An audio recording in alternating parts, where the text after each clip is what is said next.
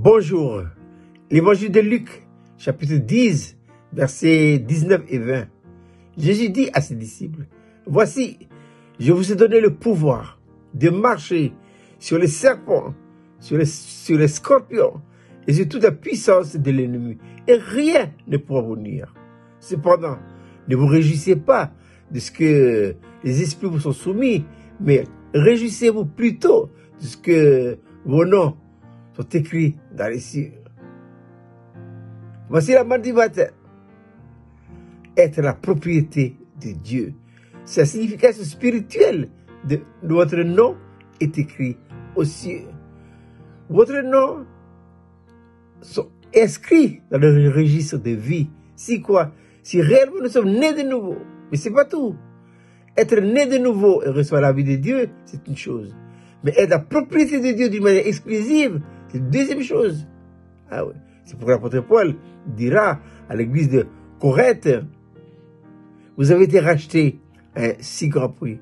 Glorifiez donc Dieu dans votre corps, qui ne vous appartient plus. Désormais, nous appartenons à Christ. Et lui-même prendra soin de nous. C'est pourquoi ne nous étonnons pas des situations et des circonstances que nous rencontrons dans notre vie. C'est voulu par Dieu. Laissez-le faire. Laissez-le faire.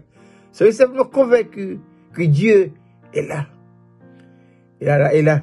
Il peut se servir de nous. C'est lui qui prépare les circonstances et les situations pour se manifester.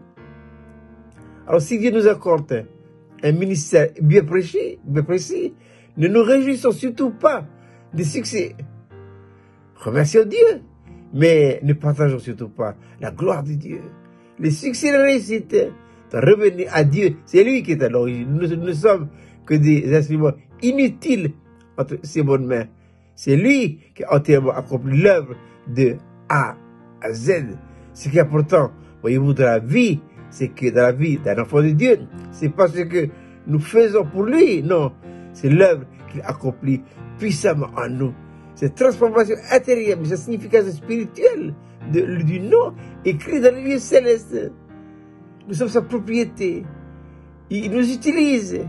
Et là où il nous place, laissez-les faire. Nous ne serons simplement que des instruments au travers duquel la puissance et les fleuves d'eau vive, la puissance du Saint-Esprit puissent couler et arroser et bénir tous ceux qui sont autour de nous. Le plus important, c'est de garder la connexion.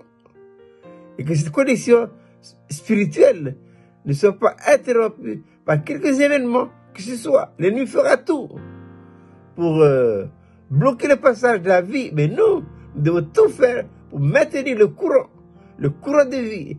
Et ça, il faut que nous maintenions cette relation spirituelle avec notre Dieu à chaque minute, et je dirais chaque seconde de notre vie. Et comment ça?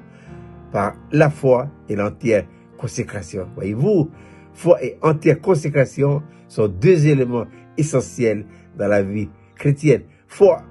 Et pourquoi? Parce que je crois que Dieu est en moi. C'est lui qui me placera dans telle ou telle situation et il m'utilisera comme bon lui semble. Ensuite, entière consécration, c'est le don total et entier d'une vie à Jésus-Christ. Je répète, c'est des belles petites mannes pour ce matin. Réjouissez-vous plutôt de ce que vos noms sont écrits là-haut. Et le nom écrit dans le registre de vie signifie être la propriété d'une manière absolue du Seigneur Jésus-Christ. Ainsi, il pourra faire de nous ce qu'il veut, et quand il veut, et comme il veut. Et vous souhaitez passer une agréable journée.